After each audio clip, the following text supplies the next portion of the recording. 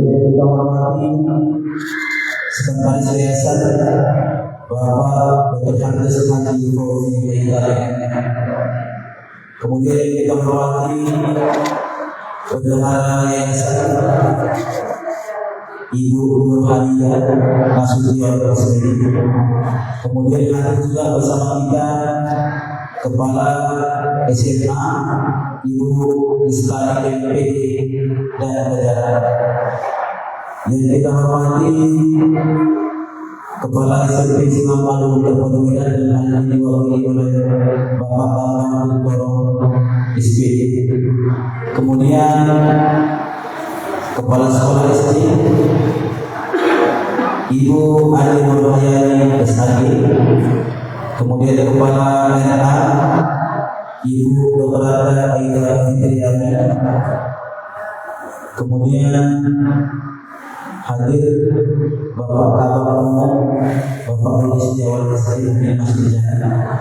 Kemudian yang kita hormati kita muliakan yang sudah hadir bersama kita Tuan Tiga Ustaz yang masih mungkin tak kenal ya. Ustaz Profesor Dr. Haji Muhammad Syukri Al-Badr Nasution. Selamat datang Ustaz di Universitas. Kemudian yang kami banggakan seluruh bapak ibu serta pegawai program Islam dan perbedaan yang hadir di Masjid Amanah Warahmah yang kita cintai. Bagi bapak ibu hadirin yang dimuliakan Allah Subhanahu wa taala, hari ini hari Sabtu tanggal 25 Oktober 2025 kita adakan kajian keislaman penulis Islam adalah perbedaan yang akan diisi oleh Profesor Dr. Haji Muhammad Syukri Al-Badr Nasution. Sebelum kita masuk ke acara inti, mari kita buka dengan melepaskan basmalah. Bismillahirrahmanirrahim.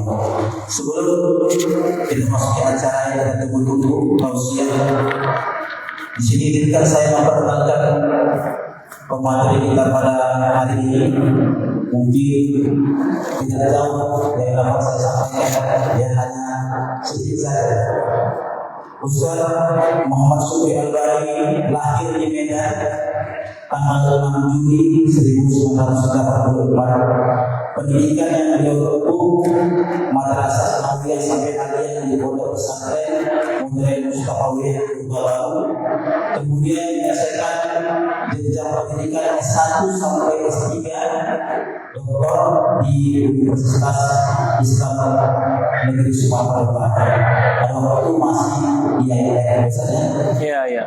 Kemudian beliau juga Bapak Ibu perlu kami sampaikan bahwasanya beliau merupakan guru besar termuda pada tahun 2023 yang dikukuhkan oleh PT KIN Perguruan Tinggi Agama Islam Negeri.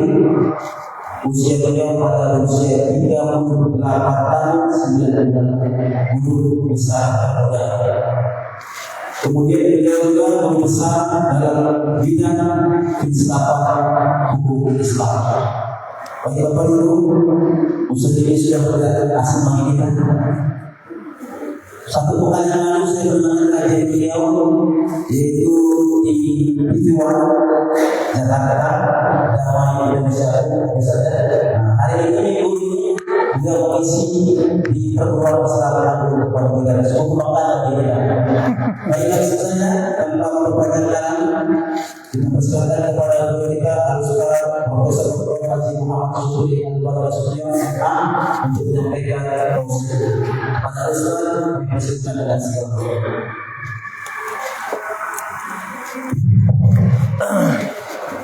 Nauzubillahi minasyaitonirrajim. Bismillahirrahmanirrahim. Assalamualaikum warahmatullahi wabarakatuh. Hamdan wa syukran lillah, salatan wa salaman ala Rasulillah la nabiyya ba'dah. Asyhadu an la ilaha illallah wa asyhadu anna Muhammadan abduhu wa rasuluh.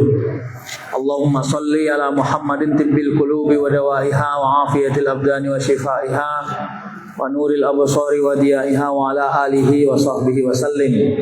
Hasbunallahu wa ni'mal wakil, ni'mal maula wa ni'man nasir, wa la haula wa la quwata illa billahil aliyil azim.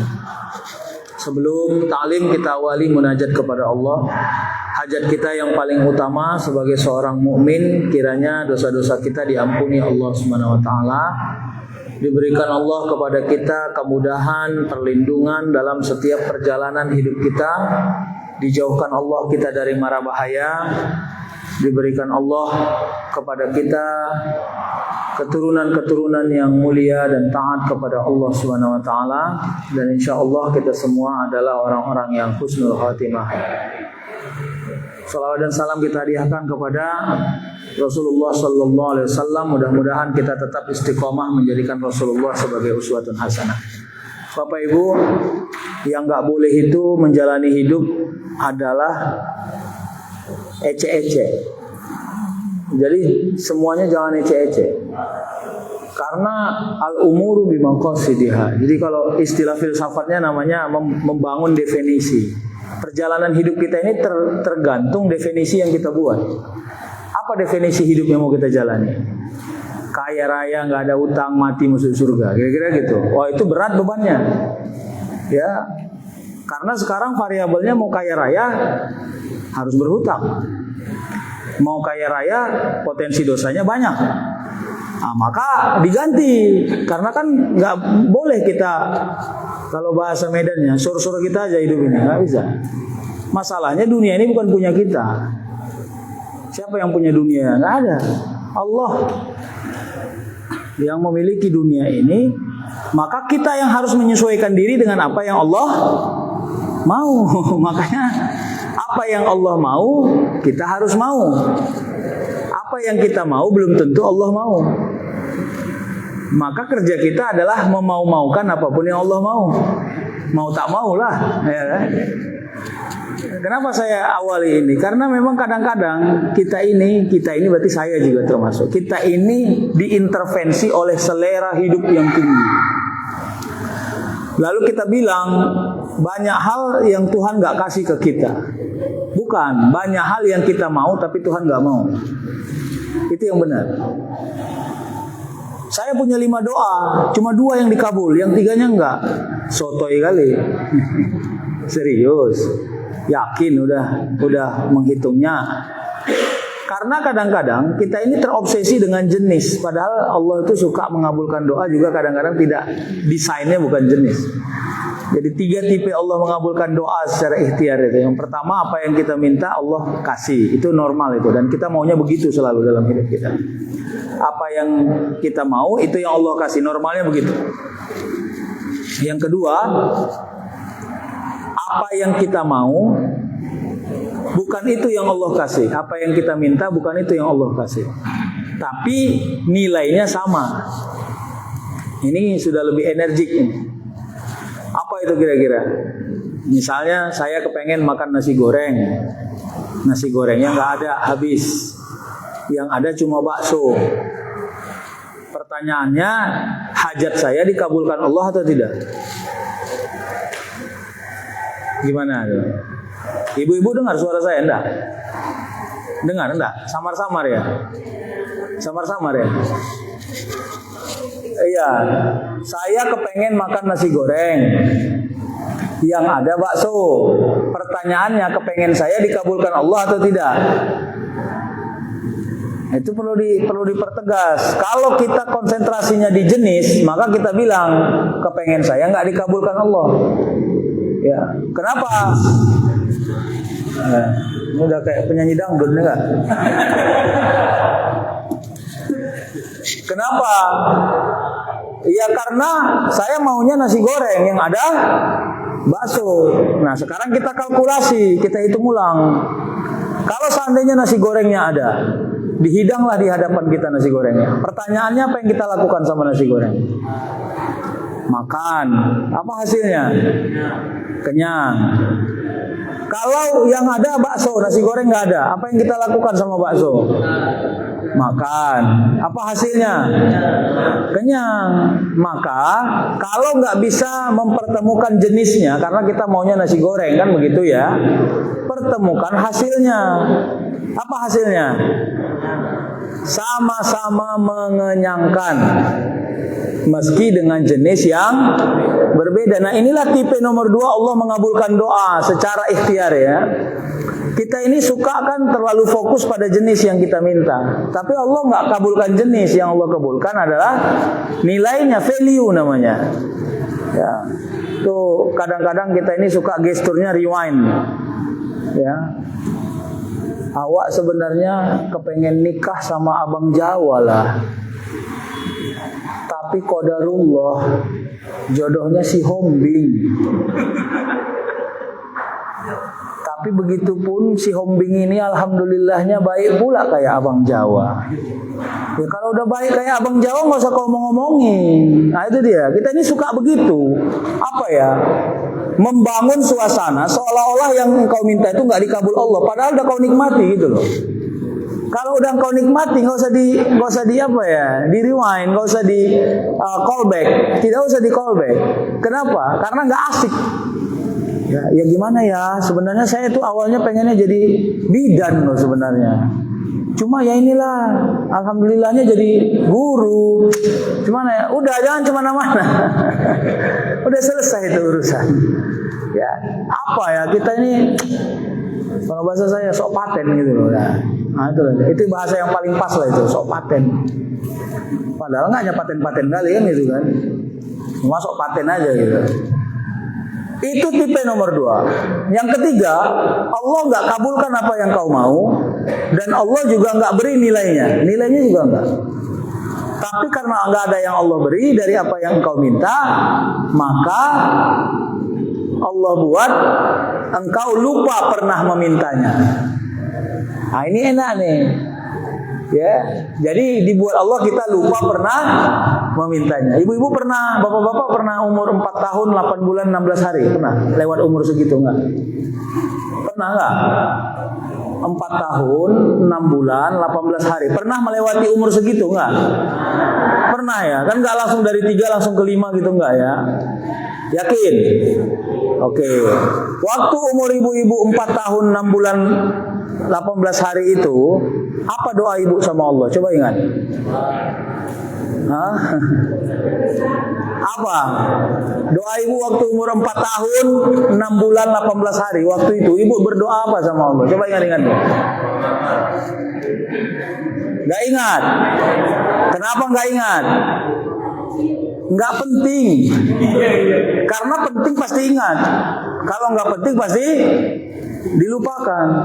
Cobalah ibu ingat dulu, umur 6 tahun ibu ada berapa jumlah roh ibu dan warna-warnanya? Coba. Iya, manusia itu yang nggak penting nggak pernah diingat. Karena nggak penting, maka nggak kita ingat. Karena nggak kita ingat, kenapa nggak kita ingat? Karena memang nggak ada dalam takdir kita. Karena nggak ada dalam takdir kita, maka dibuat Allah kita melupakannya. Sudah selesai. Jadi kesimpulannya secara tauhid, tidak ada doa yang tidak dikabulkan Allah. Semua doa dikabulkan Allah. Kira-kira begitu. Nah sekarang kerja kita adalah dalam hidup. Kerja kita dalam hidup adalah kita ini mengintervensi diri kita sendiri. Jadi kita jangan intervensi alam ini. Wahai alam, aku mau jalan ini, tolong jangan hujan ya. Kata hujan, sor-sor kau aja dunia ini. Kau pikir kau Tuhan gue. Makin kita minta jangan hujan, makin deras dia. Kenapa? Karena kita nggak bersahabat sama alam ini. Kita ini songong kali di dunia ini, songong. Seolah-olah kalau sama langit, sama bumi, sama panas terik, kita nggak sekufu gitu. Sehingga mereka itu jadi bahan kucilan kita aja. Panas sekali pun, cemana lah ini skincare gue ini ya Allah, berat kali ya. Padahal ya kalau kita berdamai sama alam ini bersahabat sama kita. Selesai. Bagaimana alam yang bersahabat dengan kita? Kalau kita jalan dalam keadaan hujan, kita pasti basah. Tapi basah kita tidak berpotensi melahirkan sakit. Katakanlah basah kita melahirkan sakit. Sakit kita tidak mengendorkan semangat dan aktivitas kita. selesai. Ya. Kalau udah kena hujan, apalagi naik kereta, pakai mantel Indomaret yang sensitivitasnya tinggi, baru dipegang, belum dipegang udah koyak gitu kan. Nggak mau basah, nggak mungkin, itu mustahil. Makanya kalau lagi naik kereta dalam keadaan hujan, siapkan diri untuk basah. Tapi jangan kebasahan. Tahu kebasahan? Kebasahan itu orang yang basah dan memarah-marahi basah itu. Kebasahan. Ih, mana lah rokok ini? Kayak mana lah ini? Yang kayak kemana-mana, udah basah. Mau kayak mana kali lagi rupanya? Paham nggak? Sama kayak panas. Saya pernah tuh mahasiswa ya. Dia nggak jadi ke sekolah, ke kampus, lalu dikasih tahu sama kawan satu kosnya, mana ini orang, katanya satu kosmu, panas sekali pak, nggak bisa dia keluar rumah katanya. Oh, saya bilang sama kawannya, itu kalau jumpa besok kupiting lehernya itu, bilang. Kenapa? Masa anak muda nggak mau bersahabat dengan panas matahari? Kalau Anda mau melindungi diri silakan, hati-hati pak. Orang-orang dulu, para ulama kita banyak bersahabat dengan alam ini sehingga alam ini berkasih sayang kepada mereka. Ar-Rahimuna yarhamuhumur Rahman, irhamu man fil ardi yarhamukum man fis sama. Jelas. Berkasih sayanglah kau di muka bumi ini. Sikap etik yang rendah hati itu bukan hanya kita tuju kepada sesama manusia, tapi juga kepada sesama makhluk Allah di muka bumi ini.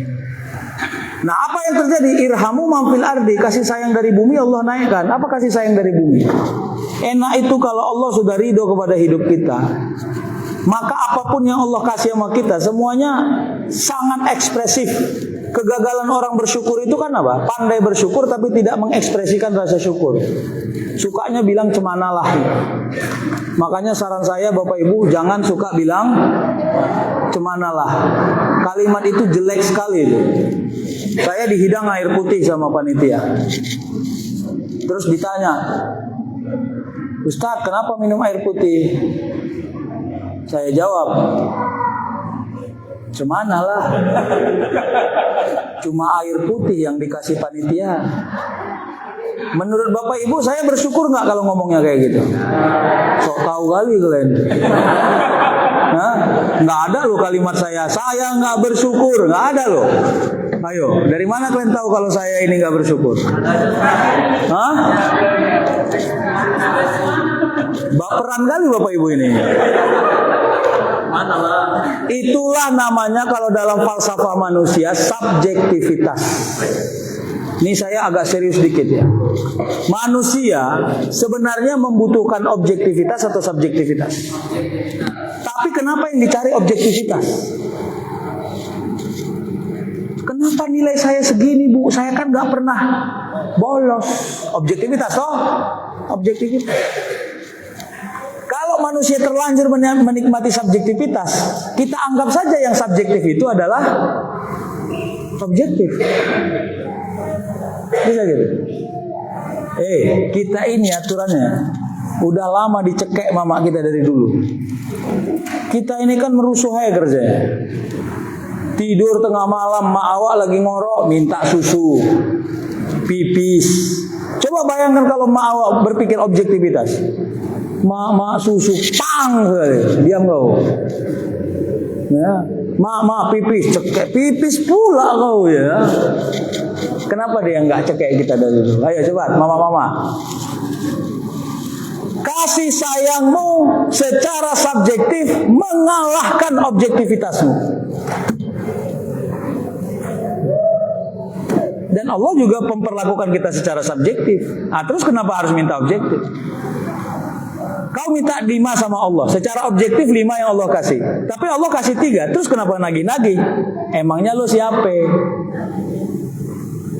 Berani nggak gitu mengintervensi diri sendiri? Jadi kita ini kurang mengintervensi diri sendiri, Pak. Kita ini sering mengintervensi orang. Kau harus gini. Tapi kita nggak pernah locai diri sendiri. Jadi man arafa nafsah faqad arafa rabbah. Ada yang bilang hadis, ada yang bilang qaulul ulama, terserah. Orang mendefinisikan siapa yang mengenal dirinya maka dia mengenal Tuhannya. Kalau saya mendefinisikannya siapa yang tahu diri maka dia tahu apa mau Tuhannya. Makanya sekarang kita belajar tahu diri, udah. Semua orang ke kantin harusnya makan dan minum. Itu aktivitas determinannya. Benar toh? Pertanyaannya, apakah semua orang ke kantin makan dan minum? Nah, probabilitasnya ada. Si A ke kantin makan tapi nggak minum karena dia mau minum sendiri. Si B ke kantin minum nggak makan karena dia udah kenyang. Si C ke kantin numpang toilet karena dia sak pipis, tidak makan dan tidak. Si D ke kantin numpang wifi karena wifi kantin kencang. Si E ke kantin TP-TP sama penjaga kantin karena dia sur sama penjaga kantin. Tapi kan aktivitasnya sama, sama-sama datang ke kantin dan masuk melalui pintu. Kenapa aktivitasnya berbeda? Apa pekerjaannya berbeda? Karena definisinya berbeda. Kalau pakai hadisnya innamal a'malu binniyat tuh. Hadisnya menyebut niat, kalau filsafat menyebut definisi. Karena kerja manusia itu adalah membangun definisi. Kalau kita pandai mendefinisi, sekarang definisi hidup kita apa? Definisi hidup saya yang penting saya enak, hidup tenang. Sekarang udah tenang belum? Sebenarnya sih saya tenang Ustaz. Jam 12:30 udah pulang ke rumah. Kalau nengok kawan saya di bank itu, kasihan juga awak. Tapi orang bank itu cantik-cantik kali lah Ustaz. Orang itu gaya-gaya kali. Awak nggak boleh bergaya, nggak apa-apa ya.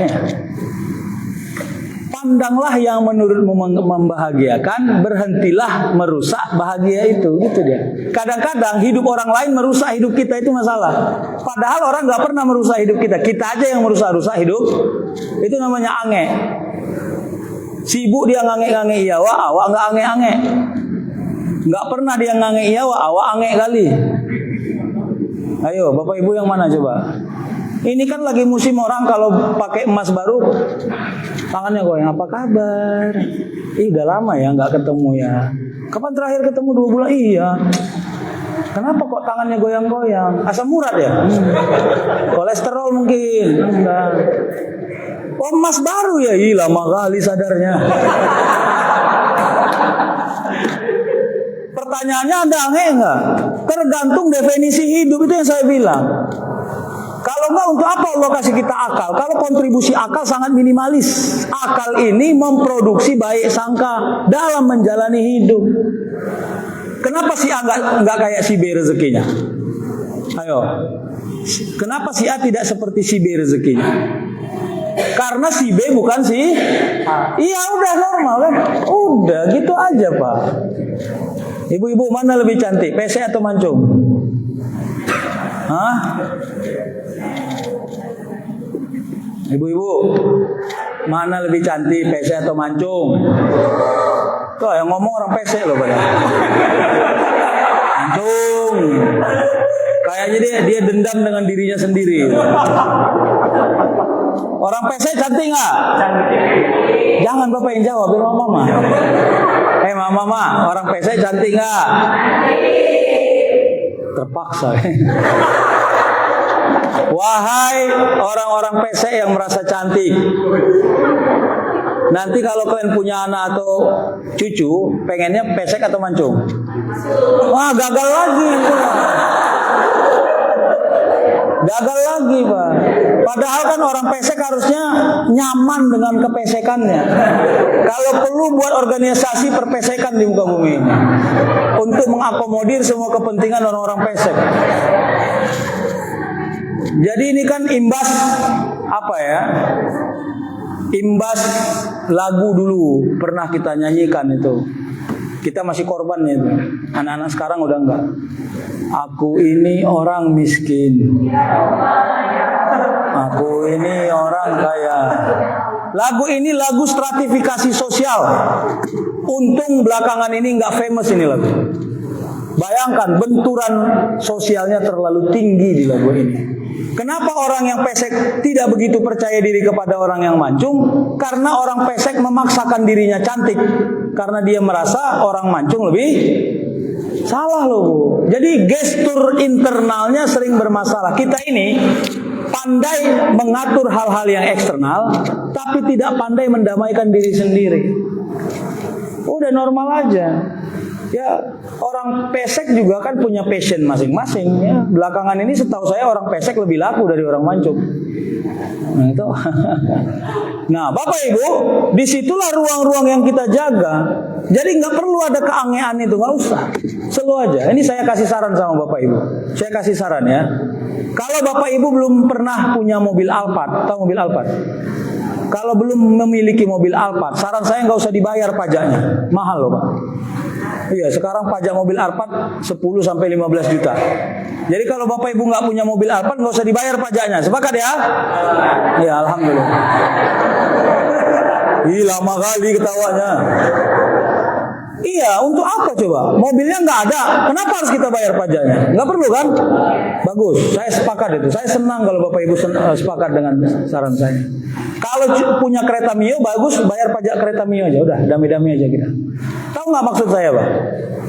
Ayo, apa maksud saya? Yang tidak kita miliki tak pernah menjadi beban dalam hidup kita. Itu dia. Bisa nggak kita ganti definisinya? Jangan definisinya, kenapa dia punya, aku nggak punya. Kalau itu definisinya, locak hidup ini, locak. Tahu locak? Main alik berondo, asih awak aja yang jaga. Locak lah. Lama-lama ceng lah, gitu. Paham nggak? Jadi yang nggak kita miliki, nggak pernah kita pertanggungjawabi dan nggak pernah buat susah. Selesai. Sampai di situ nikmati hidupmu, selesai. Ada kegagalan kita memahami rezeki. Saya nggak hibur-hibur ya. Saya ini orang yang bukan pria penghibur sebenarnya. Kita lupa kalau tidak banyak masalah itu adalah rezeki. Kita lupa itu. Tidak punya banyak masalah adalah rezeki. Ada yang rencana beli helikopter bulan depan di sini nggak? Hah? Nggak ada. Kenapa? Kan enak loh punya helikopter, kan enak. Kenapa nggak ada rencana beli helikopter? Ustadz ngejek aja Ustadznya. Duitnya nggak ada Ustadz. Parkirnya di mana Ustadz? Belum lagi nanti pajak helikopter itu mahal lah Ustadz. Udah lah Ustadz, pening kepala tuh, makan aja cengap kok, helikopter pula. Bagus, berarti masalah kita tentang helikopter nggak ada, bener nggak? Iya, Bapak Ibu ada nggak yang punya masalah dengan helikopter? Enak hidup kita. Bayangkan tuh orang di Jakarta sana sedang pengen beli helikopter, oyong kepalanya. Dan kita tidak diberikan Allah beban memikirkan pikiran orang lain. Itu adalah rezeki. Makanya jangan sok banyak masalah. Saya ulang ya, jangan sok banyak. Iya. Tahu nggak penyakit paling mengerikan di muka bumi ini? Suntuk. Apa? Suntuk. Apa ciri-ciri orang suntuk? Ciri-ciri orang suntuk. Kayak Ustadz, Masya Allah, rusak kali bu. Apa ciri-ciri orang suntuk? Ciri-ciri orang suntuk suka membuat orang lain suntuk. Tadi awak nggak ada masalah, begitu bercakap awak sama dia jadi bermasalah itu bawah. Paham tuh? Ada orangnya di sini nggak? Tadi slow aja itu bawah, slow. Begitu duduk di samping awak cakap 5 menit, pening kepala awak. Berhentilah jadi orang suntuk. Naik kereta, dia pas nonggok-nonggok di buk depan itu, berhenti awak depan dia, turun awak. Dikomentarinya kereta, ban kau tipis sekali, kereta kau jadul kali, dikomentarinya, lama-lama pening awak. Dalam hati kita, keretaku kok kau pula yang stres. Makanya berhentilah jadi orang. Iya, kalau Bapak Ibu nggak percaya, coba buka Google definisi suntuk, coba tes. Google-nya pun suntuk mendefinisikan. Jangan nggak tahu masalah dan jangan mempermasalahkan yang nggak pernah masalah. Kerja kita selalu adalah mencoba-coba menambah masalah. Iya, kalau payah menyelesaikan masalah jangan cari. Iya, udah slow. Paham? Makanya jangan ganggu laki orang, itu nggak boleh. Itu cerita tentang istri tentara itu adalah cara Allah menunjukkan sesuatu. Jadi tidak ada yang insidentil di muka bumi ini, nggak ada. Kalau saya bangun gesturnya setan, Makanya setan itu setan kali sebenarnya.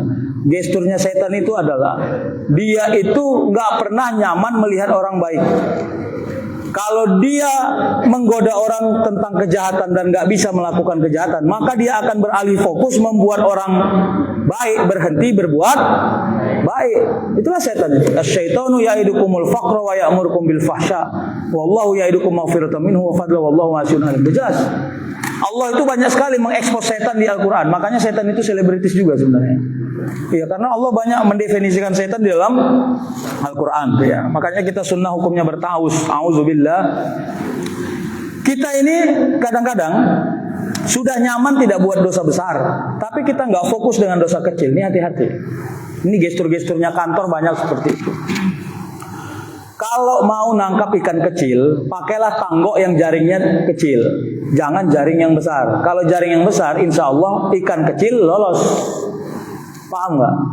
Alhamdulillah Ustaz, saya udah nggak pernah judi lagi Ustaz. Insya Allah lah Ustaz. Tapi mabuk nih yang masih masalah Ustaz. Berarti kau bermasalah. Kalau yang udah nggak, jangan bilangkan lagi. Udah slow aja. Sekarang masuk ke yang masih kau bermasalah. Dosa-dosa kecil, kita nggak pembunuh, nggak pencuri, tidak penjudi. Alhamdulillah. Jangan hanya fokus di situ. Tengok dosa-dosa kecil itu Pak yang variabelnya. Saya kalau di komplek-komplek saya sering sindir tuh orang komplek. Ya, kadang-kadang kan mama-mama sekarang lagi hobi lari pagi, jalan sore toh. Ini jalan sore itu. Lewat depan rumah bapak ini karena udah pensiun siram-siram bunga. Nggak ada lagi kerjanya siram-siram bunga lah. Lewat ibu itu ya kan. Bapak ini pun kesentelan kali. Ibu, jalan sore ya. Ibu ini pun sentel juga. Hehehe, iya. Kok makin langsing ku tengok ibu. Ih, enggak lu. Dalam hatinya gembira kali dia. Seumur-umur suamiku enggak pernah lo bilang aku langsing.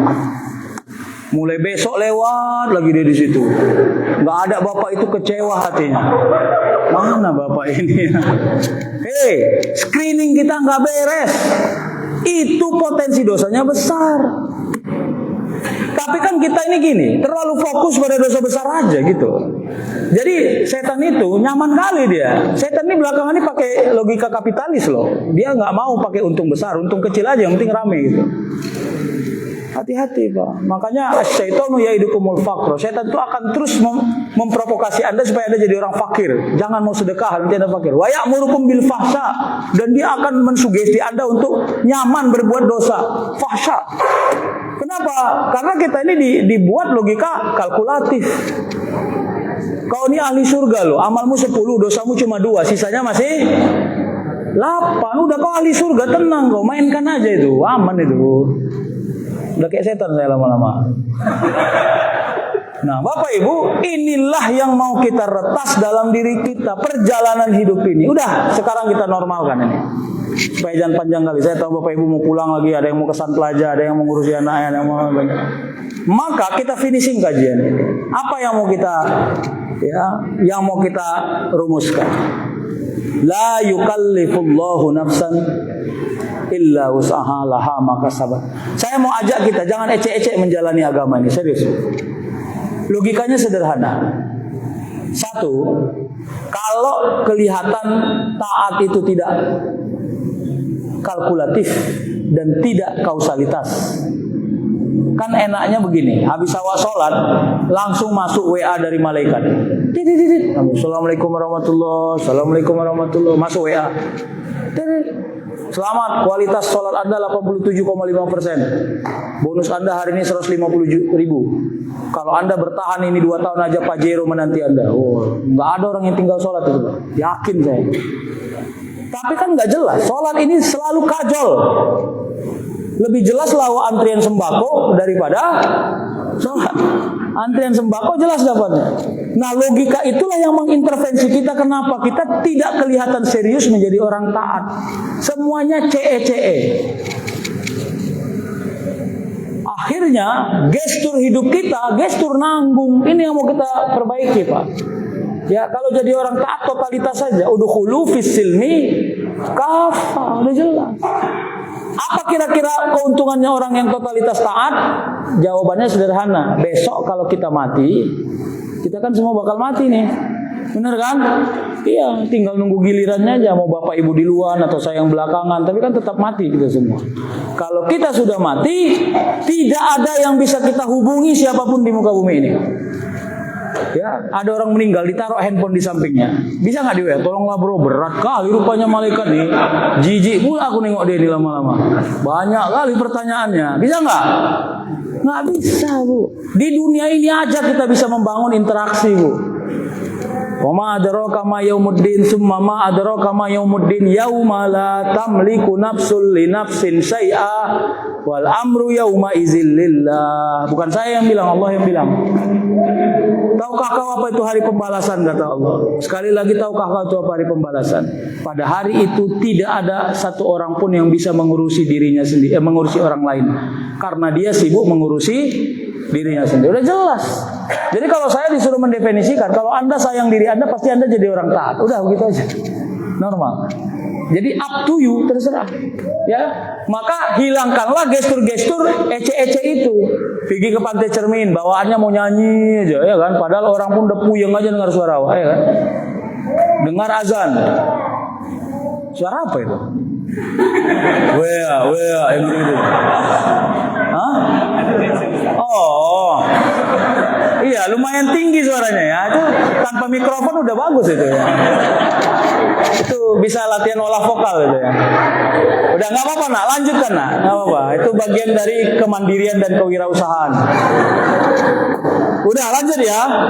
Sampai mana tadi cerita kita tadi? Komunikasi. Iya, pantai Cermin. Di sekolah bawaannya ngaji aja, sampai pantai Cermin bawaannya mau nyanyi aja. Dengar azan, udah mandi-mandi di pantai. Ya, sengaja aku nggak dengar suara azan karena Allah Ta'ala. Selesai. Sholat kau, udah basah lo ini, udah basah lo ini, udah basah lo ini, payah lo ini, udah basah lo ini. Kalau aku malaikat aku tampar juga mulutnya. Sepele pak. Ada orang yang lupa makan. Coba, saya sedang cari orang yang lupa makan. Kalau ada saya mau belajar. Astagfirullah, Ustaz lupa aku, udah 3 hari belum makan. Kalau ada yang kayak gini pak, jumpakan sama saya mau belajar sama itu orang. Untuk hak dasar diri kita tidak pernah lupa. Jadi kalau ditanya, kenapa harus begitu? Ya iya, karena kita belum cinta diri sendiri. Udah, kalau saya sih bilangnya gitu. Kalau Anda nggak cinta sama diri sendiri, pasti sholat Anda hancur-hancuran. Udah selesai. Pasti amal Anda hancur-hancuran. Kenapa? Kita aja yang terlalu baperan. Bapak Ibu, kalau nggak percaya matilah kalian duluan. Gini, orang yang masih hidup nggak pernah mencintai dengan sempurna orang yang sudah mati. Kalau nggak percaya mati duluan lah. Gaya aja tuh nangis semua. Mama udah nggak ada. 3 hari selesai tuh, langsung cerita waris. Mana ada. Jadi nggak usah baperan kali jadi orang. Ya, normal hidup ini, realistis. Ayah, kayak mana lah aku hidup nggak ada ayah. Guduk. Udahlah pulanglah ya, udah mau hujan ini yang ada. Coba, katanya nggak bisa hidup tanpa ayah. Maaf ya Bapak Ibu. Makanya aksesnya futuristik. Keimanan itu adalah mampu membaca hal-hal yang belum terjadi. Namanya futuristik. Kalau Anda nggak punya akses futuristik, Anda nggak percaya kepada akhirat. Sederhana aja.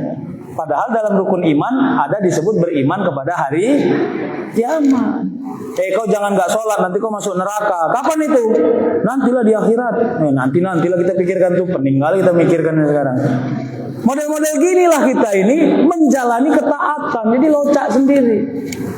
Nah, finishing ya. Udah, Bapak Ibu, turun-turunkan selera. Udah. Yang nggak perlu jangan kasih cari tahu. Jadi teorinya uzlah. Saya tanya sama Bapak Ibu, jawab sendiri ya. Ada orang di kampung nggak pernah makan pizza, nggak pernah nengok pizza, nggak pernah dengar iklan pizza. Pertanyaannya, bisa nggak dia selera makan pizza? Enggak, karena akses pizza nggak ada sama dirinya. Itulah namanya teori uzlah, mengasingkan akses. Udah, kita ini supaya normal hidup kita, asingkan akses. Jangan banyak kali tahu, jangan kepo kali jadi orang. Paham? Iya. Rezeki yang include itu tidak ada masalah, udah selesai. Kalau engkau tidak punya banyak masalah, berarti hidupmu mewah. Ini kalau mau disebut gestur-gesturnya tuh, apa namanya, Wak Sambo, tahu Wak Sambo? Tahu Wak Sambo? Yang nembak ajudannya tuh, Wak Sambo loh. Udah, hitungan menit Allah geser hidupnya 180 derajat. Maaf ya Pak. Kalau ingat-ingat itu, nauzubillah, ya Allah udahlah gini-gini aja hidup saya udah jadilah itu. Kenapa? Sampai kucingnya pun mungkin punya ajudan. Tiba-tiba Allah geser sebentar, selesai Pak. Jadi jangan pernah nggak merasa nyaman dengan hidup yang sudah nyaman, nggak boleh ya. Kalau masih merindukan ya kamar yang sempit itu, yang baunya udah nggak jelas itu, tapi masih senang Bapak Ibu tidur di situ, nikmati itu, ya. Apalagi masih tidurnya nyenyak, ya, itu kan keluh kesah manusia yang paling tinggi. Ada seorang suami diminta istrinya ngantar istrinya pergi ke Petisah, pajak Petisah. Dulu pajak Petisah famous kan, sekarang aja yang nggak famous. Diantarlah sama suami naik kereta, sampai Petisah, bininya bilang 2 jam ya bang. Dah, dari jam 2 bininya datang. Kalau 2 jam berarti jam 4 toh. Oh yonglah suaminya nonggok-nonggok nggak jelas. Pergilah suaminya ke Masjid Aceh Sepakat, kan dekat tuh. Dari Petisah ke Masjid Aceh Sepakat. Sampai di Masjid Aceh Sepakat, ya model suaminya di mana terletak, tertidur. Handphone silent pula. Jadilah barangku.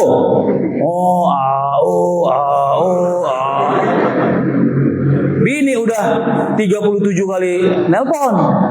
Karena azan jam 4.15. Dulu kan sempat asar itu jam 4.15. Azan waktu baru terbangun bapak nih. Tengok 37 kali. Mak dah lambah rusak kita ini.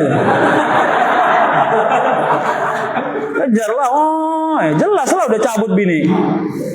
Ya baliklah ke rumah. Sampai rumah diamalkanlah ayat innal insana khuliqa halu'a. Manusia ini selalu keluh. Ya, iza massahu syarru jazua. Apabila dapat kesulitan dia mengeksploitasi keluh kesahnya. Langsunglah, bukan sinetron Indosiar lagi, sinetron TV One udah. Gak mau kau lagi jemput aku ya. 21 tahun aku jadi istri kau. 4 lahir anak dari perutku ini. 2 sungsang. Sakit hatiku loh bang, serius ya bang. Memang aku udah tambah jelek bang. Oh panjang pak cerita. Kalau memang kau nggak cinta sama aku bilang bang, bagus kau usah kau antar aku dari tadi, biar aku tahu pulang sendiri. Suaminya mau bilang aku tertidur deh, nggak pandai suaminya. Itu namanya iza masyahu syarru jazua. Banyak orang yang terlalu mengeksploitasi masalah. Padahal masalahnya nggak sebesar itu, tapi diceritakan sebesar itu. Itu by case, bisa by time. Gak cinta abang lagi sama aku. 21 tahun aku jadi istri abang. 4 anak lahir dari perutku ini. 2 sungsang. Ingat aku bang 2002 di Aksara lantai 2. Gak abang jemput juga aku kan. 2004 ingat abang di Tamrin bang. Ya Allah bang.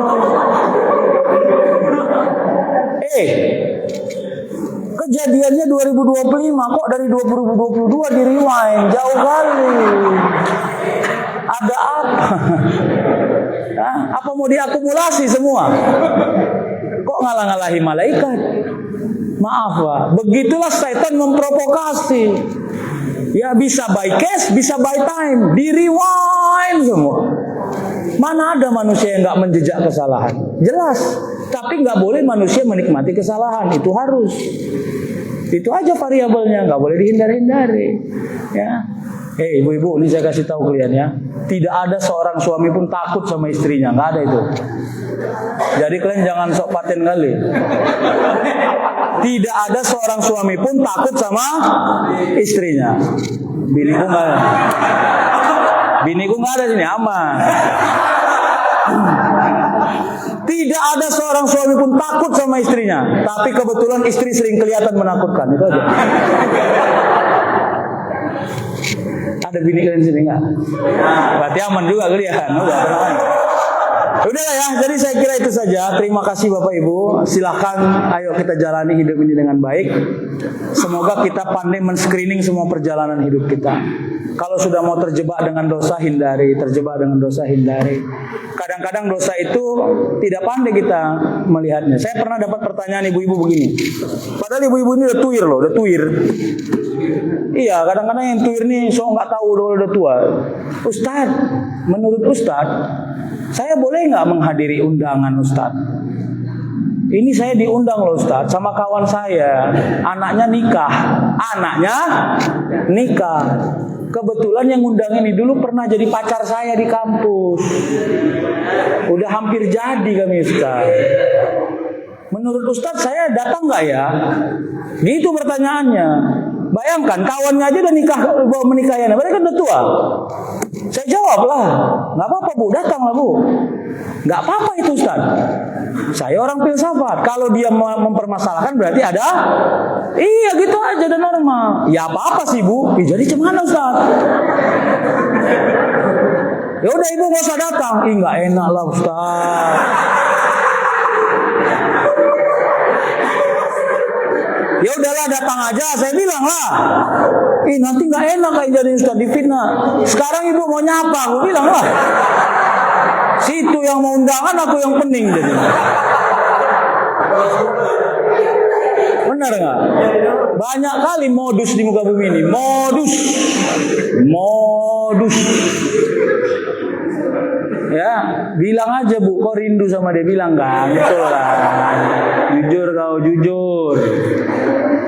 Hati-hati, udah kalau saya bilang selesai. Kalau ada fitnah dan ada potensi fitnah, jangan datang. WA aja, mohon maaf saya nggak bisa datang. Ini ada oleh-oleh atau ada kado dari saya titipkan. Selesai kan? Tapi kita kan cari jalan supaya modus itu berhasil. Terus yang kita salahin setan lagi. Coba, apa kata setan? Setan kali kok memang. Setan itu kasihan loh kita salah-salahin terus. Padahal dia nggak pernah memaksa kita berbuat dosa. Itu di undang-undang persetanan nggak ada itu. Tidak ada setan memaksa manusia berbuat dosa, nggak ada. Setan itu hanya membuat kita percaya diri melakukan dosa. Dia bangun premis di kepala kita sehingga akhirnya dosa itu kita percaya diri melakukannya. Itulah kerja setan yang paling mengerikan. Ya, semoga Allah memberkahi rezeki kita dan semoga Allah memudahkan hidup kita. Apa ini doa ya? Doa ya. Ya Bapak kelihatan mau pulang aja nih bawahnya. Nauzubillahi minasyaitonirrajim. Bismillahirrahmanirrahim. Alhamdulillahirabbil alamin wassalatu wassalamu ala asyrofil anbiya'i wal mursalin wa ala alihi wa sahbihi ajma'in. Rabbana zalamna anfusana wa illam taghfir lana wa tarhamna lanakunanna minal khasirin. Allahumma ighfir lana dzunubana wa liwalidayna warhamhuma kama rabbayana shaghira. Jami'il mu'minina wal mu'minat wal muslimina wal muslimat al-ahya'i minhum wal amwat bi rahmatika ya arhamar rahimin. Allahumma la sahla illa ma ja'altahu sahla wa anta taj'alul hazna idza syi'ta sahla. Sahhil lana ya Allah umurana fid din wad dunya wal akhirah ya arhamar rahimin. Rabbana atina fid dunya hasanah wa fil akhirati hasanah wa qina azabannar. Subhana rabbika rabbil izzati amma yasifun wa salamun alal mursalin. Walhamdulillahi rabbil alamin. Taqabbalallahu minkum.